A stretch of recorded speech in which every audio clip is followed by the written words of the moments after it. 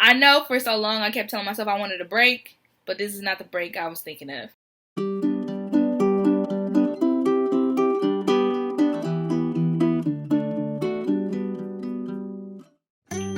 What up, y'all? Just checking in. It's your girl Christina here, coming to y'all just after a quick class with some of my chemistry students. So far with this distance learning, we went from having 12 to 15 students in the class just down to 1. It is driving me nuts because I really miss my students, just being able to see them and be around them. Going into distance learning really alarmed me because I knew some of our students would shut down, especially if they didn't have me in the classroom talking to them. The part about all of this that really got me was I felt like we were so far behind. So many other schools had already had this stuff in place and we were just starting it. And so I felt like we were not only shooting ourselves in the foot, but our students as well. And I felt like we were going to get a slow start. We're taking it one day at a time to make sure that we can do what's necessary to support our students and be there for them.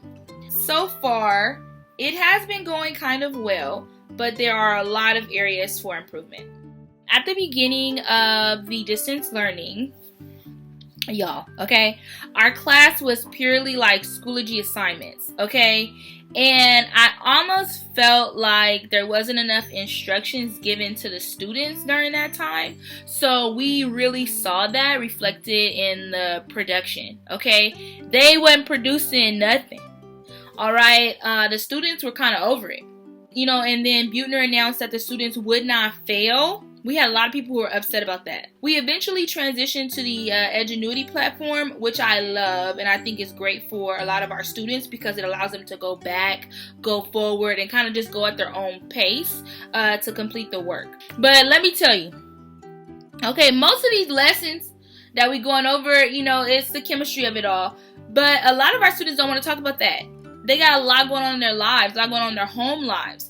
I made a point every class to start it off with a game. We either do Kahoot, one of them is like Who Dat, and we'll put up a couple pictures of celebrities, and whoever wins gets bragging rights or extra credit points. That's essentially what our classroom looks like. We do the check-ins, we talk about everyday life, personal life. We go over some of the work, but we just try to really meet the needs of the students every day. And sometimes I just want to get through the work because I'm going through my own personal situation. But I realize how important talking to them and asking them how they are is to their everyday sanity. Since I teach 9th and 10th graders, I think this bonding experience is going to be very helpful next year in case I find that any of the students are slipping in any of their classes. I can check in on them and see what they need help on, talk to the teacher about them, and really give them the support that they need. So I'll check in back with you guys a little bit later after my 11 o'clock class. I just wanted to talk to you guys because I had a really interesting moment in class today. A student was breaking down crying because she's actually a senior in our chemistry class and she's getting ready to go to college and she's missing prom. She's missing graduation, but to hear it in her voice was so heartbreaking. Like I couldn't say anything to console her. She's been through a lot and she just all year was so excited about graduating, so excited about her senior year in softball, so excited about prom and grad night, and to be able to show her parents everything she had worked for.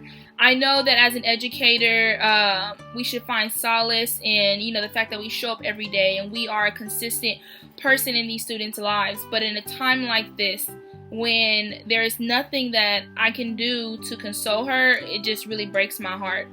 And it makes it so clear how important our administration is, okay? How important our government administration is and the decisions that they choose to make and how those decisions affect our students and us for years to come. It's not a hoax that the Black and brown community is suffering from this. It's not a hoax that some of our students in the partnership have lost their parents. It's not a hoax. They will be dealing with this for years. And as an educator, I feel powerless. As a person who lost their parents while in high school, I know where these kids sit. And I know that no matter what their parents did to prepare them for a moment in which they would not be there, there's nothing they can say to truly prepare them for the emotional trauma that these students are getting ready to go to. That could have been prevented. That really could have been prevented. I feel powerless because I'm struggling to really provide the students with the support that they need. And I don't know how this is going to affect them in the long run. I hope I can serve as a model to my students of how important hope is and why we need hope to get through trying times like this. During this time, it's super important for us as teachers to model life during this quarantine time.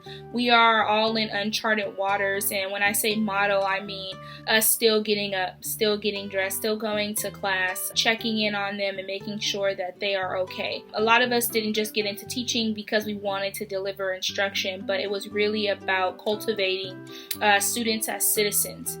I really want to show my students that fear is false evidence appearing real. You don't have to be so afraid during times like this.